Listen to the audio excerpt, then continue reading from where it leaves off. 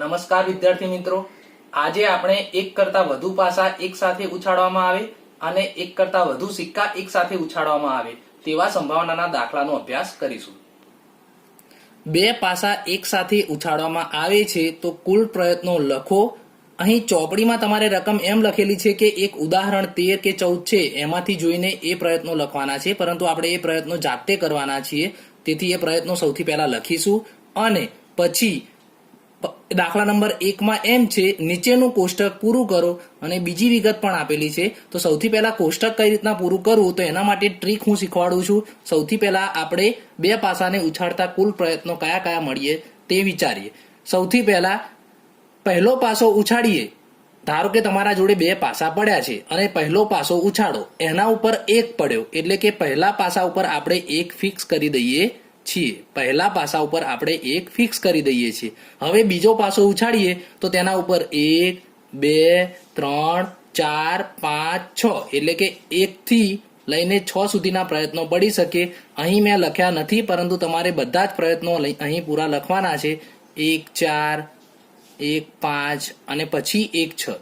એ જ રીતના હવે તમે એમ વિચારી શકો કે પહેલા પાસા ઉપર 1 ના જગ્યાએ 2 પડ્યો તો બીજા પાસા ઉપર 1 2 3 4 5 6 ત્યાં સુધીના 6 પ્રયત્નો આવશે।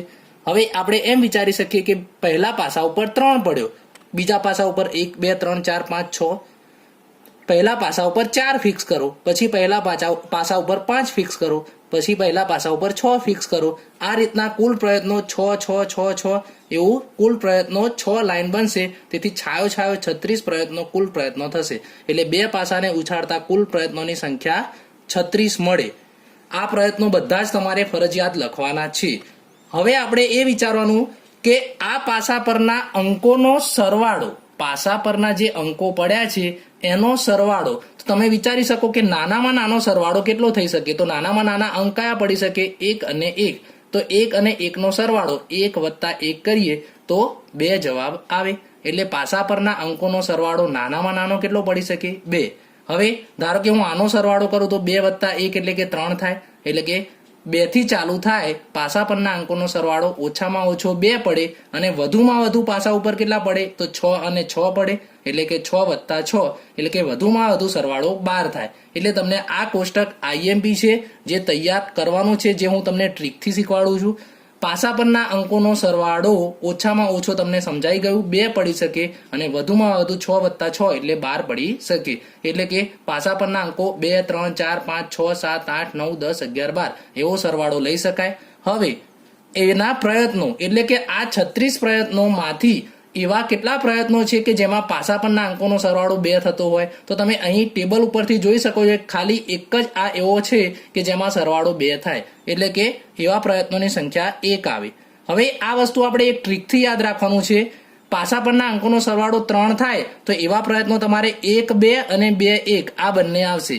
1 2 અને 2 1 પણ તમે આ ટેબલ સરળતાથી યાદ રાખી શકશો। પ્રયત્નોની સંખ્યા 1 2 3 4 આ રીતના યાદ રાખવાનું છે। 5 6 સુધી લેવાનું, 6 સુધી લઈશું। 1 2 3 4 5 6। હવે 6 પછી ચાલુ કરવાનું ઊંધું, 5 4 3 2 અને 1। તો આ પ્રયત્નોની સંખ્યા મળી ગઈ। હવે જો તમને આ આવડતું હોય તો નીચે તો આપણે કુલ પ્રયત્નોની સંખ્યા 36 જ લખીશું। જો તમને આ આવડતું હોય તો આ પહેલું જે નીચેનું કોષ્ટક પૂરું કરો એ તમે સરળતાથી પૂરું કરી શકશો। નીચે તો આપણે 36 જ લખશું, દરેકના નીચે 36 લખવાના છે। કુલ પ્રયત્નોની સંખ્યા નીચે 36 આવશે। હવે અહીં 1 પછી 2 3 4 5 6 પછી ઊંધું ચાલુ, 5 4 3 2 1। તો આ કોષ્ટક પૂરું થઈ ગયું। હવે બીજું વસ્તુ એમ કહે છે કે એક વિદ્યાર્થી દલીલ કરે છે કે 11 શક્ય પરિણામો, આપણને જે 11 શક્ય પરિણામો મળ્યા, 2 થી 12 સુધીના 11 શક્ય પરિણામો મળ્યા, એ દરેકની સંભાવના એ 1/11 છે। તો શું આ સાચું છે? ટેબલ ઉપરથી તમે વિચારી શકો કે આ દલીલ સ્વીકૃત છે, સહમત છે? તમે સહમત છો આ દલીલ સાથે? તો નથી, કારણ કે દરેકની સંભાવનાનું મૂલ્ય જુદું જુદું આવશે, 1/11 આવતું નથી। એટલે આપણે કહી શકીશું કે આ દલીલ સાથે આપણે સહમત નથી। બીજો જવાબ આપણે લખીશું, આ દલીલ સાથે સહમત નથી। એક રમતમાં 1 રૂપિયાના સિક્કાને 3 વાર ઉછાળવાનો છે અને તેના પરિણામ દરેક વખતે નોંધવાના છે. જો તમામ વખત ઉછાળતા સરખું પરિણામ મળે. સૌથી પહેલા તો આપણે કયા કયા પ્રયત્નો મળશે એના માટે હું તમને આ જે વસ્તુ શીખવાડું છું એ આપણે સૂત્રમાં નોટ કરવાની છે, ધ્યાન રાખવાનું છે. દાખલામાં આનો ઉલ્લેખ કરતા નહીં. સિક્કાને આપણે ઉછાળીએ તો કેટલા પ્રયત્નો મળે એના માટે એક સિમ્પલ સૂત્ર છે, 2n. સિક્કાને ઉછાળતા મળતા પ્રયત્નોની સંખ્યા 2n. એવું જ પાસા માટે આપણે 6n લખી શકીએ. તો અહીં સિક્કાને ઉછાળતા પ્રયત્નોની સંખ્યા 2n. એમાં n નો મતલબ તમે કેટલી વખત સિક્કો ઉછાળો છો. જેમ કે આપણે એક વખત સિક્કો ઉછાળીએ, જો એક વખત સિક્કો ઉછાળીએ તો n ના જગ્યાએ આપણે 1 મૂકશું એટલે કે 2n આવશે. હવે 2n એટલે તો આપણને જવાબ ખબર જ છે 2. હવે તમને એમ થશે કે કયા પ્રયત્નો મળે, તો તમે જાતે જ વિચારો કે સિક્કો ઉછાળો તો કાં તો હેડ પડશે કાં તો ટેલ પડશે, એટલે કે 2 પ્રયત્નો મળ્યા કે નહીં. તો આ તમારો જવાબ 2 પ્રયત્નો થઈ ગયા. હવે સિક્કો 2 વખત ઉછાળો તો એવું થઈ શકે કે બંને હેડ પડે, પહેલો હેડ પડે અને બીજી વખત ટેલ પડે, પહેલો ટેલ પડે બીજી વખત હેડ પડે અને બંને ટેલ પડે. એટલે કે પ્રયત્નો ગણો તમે 1 2 3 4. તો 2 વખત ઉછાળો તો 2 ની 2 એટલે 4 આવી ગયું. હવે અહીં આપણે આ દાખલામાં કેટલી વખત ઉછાળવાનું છે, તો અહીં આપણે સિક્કો 3 વખત ઉછાળવાનો છે. તો ડાયરેક્ટ તમે કુલ પ્રયત્નો ખબર પડી ગઈ છે કે 2n. આ ખાલી સરળતા ખાતર સમજજો, 2n એટલે 2 3 એટલે 8 પ્રયત્નો મળશે. તો એ કુલ પ્રયત્નો 8 કઈ રીતના મળશે એ આપણે વિચારીએ. તો કુલ પ્રયત્નો, આખું વાક્ય લખજો વિદ્યાર્થી મિત્રો. કુલ પ્રયત્નો તો સૌથી પહેલા 3 હેડ પડી શકે, પછી 2 હેડ અને 1 ટેલ. હવે ટેલ તમને એમ થાય કે ટેલ છેડે પણ હોઈ શકે. 2 હેડ રાખીએ છીએ અને 1 ટેલ, તો ટેલ છેડે હોય, ટેલ વચ્ચે હોય, ટેલ શરૂઆતમાં હોય. હવે 1 હેડ અને 2 ટેલ, તો હેડ શરૂઆતમાં હોય, હેડ વચ્ચે હોય અને હેડ છેલ્લે હોય. અને એવું થાય કે એક પણ હેડ પડે નહીં, એટલે કે 3 ટેલ પડે. હવે તમે કુલ પ્રયત્ન ગણશો 1 2 3 4 5 6 7 8, એટલે કે કુલ પ્રયત્નોની સંખ્યા 8 મળી. જે છેદમાં આપણે લખીએ છીએ સૂત્રમાં એ કુલ પ્રયત્નોની સંખ્યા 8 મળશે. હવે શું કહે છે, જો તમામ વખત ઉછાળતા સરખું પરિણામ મળે. સરખું પરિણામ ક્યાં ક્યાં મળે, એટલે કે 3 હેડ અને 3 ટેલ, તો એ બંને સરખું પરિણામ વાળા કહેવાય. 2 પ્રયત્નો કહેવાય કે જે સરખું પરિણામ દર્શાવતા હોય. એટલે કે 3 છાપ અથવા 3 કાંટા મળે તો હનીફ રમત જીતી જાય છે. જો આ બંનેમાંથી કંઈ પડે તો હનીફ રમત જીતી જાય છે. વિદ્યાર્થી મિત્રો, છાપ અને કાંટામાંથી ગમે તે હેડ અને ટેલ તમે ધારી શકો છો.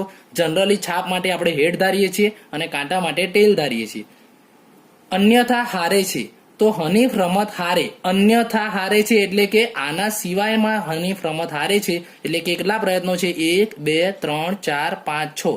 જો એ 6 પ્રયત્નમાંથી કંઈ પડે તો હનીફ રમત હારે. હું આખું વાક્ય લખતો નથી, તમને ખબર પડી ગઈ કે આ 6 પ્રયત્નોમાંથી કંઈ પડશે તો હનીફ રમત હારશે. એટલે ઉપર આવશે 6, નીચે આવશે 8, 3 દુ 6, 4 દુ 8, 2 2 ઉડી જશે. તો એની સંભાવના આવશે 3/4. વિદ્યાર્થી મિત્રો, થિયરી આખી લખજો, હું હવે દર વખત લખતો નથી. 24મો દાખલો, પાસાને 2 વખત ઉછાળવામાં આવે. તો હમણાં જ આપણે પાસાવાળા દાખલામાં જોયું કે પાસાને જ્યારે 2 વખત ઉછાળવામાં આવે તો એના કુલ પ્રયત્નોની સંખ્યા 36 મળે છે. તો કુલ પ્રયત્નો આપણે 36 લખશું. હવે પહેલામાં એવું પૂછ્યું છે, એક પણ વખત ઉપરના પૃષ્ઠ પર 5 મળે નહીં. ઉપરના પૃષ્ઠ પર એટલે આપણે જ્યારે લૂડો રમીએ છીએ તો જે ઉપરનો ભાગ છે આપણને દેખાય છે, તો એ ઉપરના ભાગ ઉપર એક પણ વખત 5 મળે નહીં. એટલે કે એક વખત પણ 5 ના હોવા જોઈએ અને 2 વખત પણ 5 ના હોવા જોઈએ. તો આ બધા જ પ્રયત્નોમાંથી એક પણ વખત 5 આવતું હોય એ બધા કાઢી નાખવાના. તો વિદ્યાર્થી મિત્રો, આ આખું લખી તમે ગણતરી કરશો તો એવા 11 પ્રયત્નો આવશે કે જેમાં 5 દેખાશે. 36 માંથી 11 પ્રયત્નો એવા હશે કે જેમાં તમને 5 દેખાશે. એટલે કે એક પણ વખત 5 ન મળે એવા શોધવા હોય તો 36 માંથી 11 કાઢવા પડશે. 36 માંથી 11 બાદ કરીશું એટલે 36 - 11, તો તમારે 25 જવાબ આવશે કે જેમાં એક પણ વખત 5 જોવા મળે નહીં. હવે એની સંભાવના સરળતાથી તમે શોધી શકશો. સૂત્ર લખી, ઉપર આવશે 25, નીચે આવશે 36. પછી છે ઓછામાં ઓછી એક વાર ઉપરના પૃષ્ઠ પર 5 મળે. મતલબ કે આની પૂરક ઘટના થઈ ગઈ. તો આની પૂરક ઘટના તમે સરળતાથી શોધી શકશો.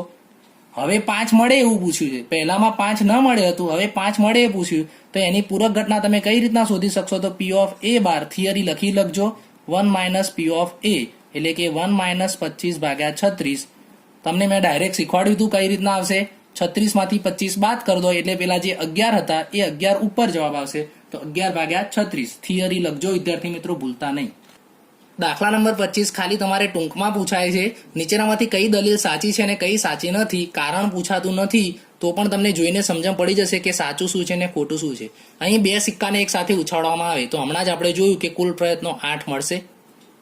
કુલ પ્રયત્નો 8 મળશે. જોઈ લીધું એચ એચ એચ એ પ્રયત્નો આપણે જોઈ લીધા. H H H H H T H T H T H H H T T T H T T T H અને ટી ટી ટી. આ 8 પ્રયત્નો મળશે. હવે બે છાપ અથવા બે કાંટા અથવા પ્રત્યેકનો એક, તેથી આ પ્રત્યેક પરિણામની સંભાવના. હવે તમે આ દરેકની સંભાવના શોધો તો એનો જવાબ તમને જોઈને જ ખબર પડી જાય છે કે 1/3 તો જવાબ આવશે નહીં, કારણ કે છેદમાં તો 8 આવશે. તમે એના કુલ પ્રયત્નોની સંખ્યા લેવા જાઓ તો છેદમાં 8 આવશે. 8નો એક પણ એવો અવયવ પડતો નથી કે જેમાં છેદમાં 3 આવે, એટલે કે આ ઘટના સમસંભવી નથી. સમસંભવી નથી મતલબ કે આ દલીલ ખોટી છે. પછીની દલીલ વિચારીએ. જો પાસાને ઉછાળવામાં આવે, હવે પાસાને ઉછાળવામાં આવે, એક જ વખત પાસો ઉછાળવાનો, તો એના કુલ પ્રયત્નો, આમાં પણ તમે 6 ની n સૂત્ર લખી શકો. 6 ની n એટલે એક વખત ઉછાળીએ એટલે 6, તો કુલ પ્રયત્નો 6 મળશે. હવે તમે આ કુલ પ્રયત્નો જે 6 મળે એ કુલ પ્રયત્નો 6 ની સંભાવના શોધો. જેમ કે પહેલો 1 પડે એની સંભાવના શોધો, તો 1 પડે એવું એક જ વખત બનશે તો 1/6 આવશે. 2 પડે, સોરી એવું નથી, અહીં પ્રશ્ન એવો પૂછ્યો છે કે શક્ય પરિણામો અયુગ્મ સંખ્યા અથવા યુગ્મ સંખ્યા. તો તમે આમાં અયુગ્મ સંખ્યા વિચારો તો અયુગ્મ સંખ્યા કઈ આવશે? 1, 3 અને 5. અયુગ્મ એટલે કે એકી સંખ્યા, તો એકી સંખ્યા આવશે 1, 3 અને 5. એટલે એમાં પ્રયત્નોની સંખ્યા આવશે, પ્રયત્નોના આવશે 1, 3 ને 5, એટલે પ્રયત્નો 3 થયા. તો 3 એકા 3, 3 દુ 6, 3 3 ઉડી જાય એટલે જવાબ આવ્યો 1/3. અને યુગ્મ સંખ્યા, તો યુગ્મ સંખ્યા પણ 3 જ પ્રયત્નો છે, 3 જ પ્રયત્નો છે, એટલે એનો જવાબ પણ સેમ એ જ આવશે 1/3. તો બંને સમસંભવી ઘટના છે અને તેનો જવાબ 1/3 છે. એટલે કે આપણે જે દલીલ કરેલી છે એ સાચી છે.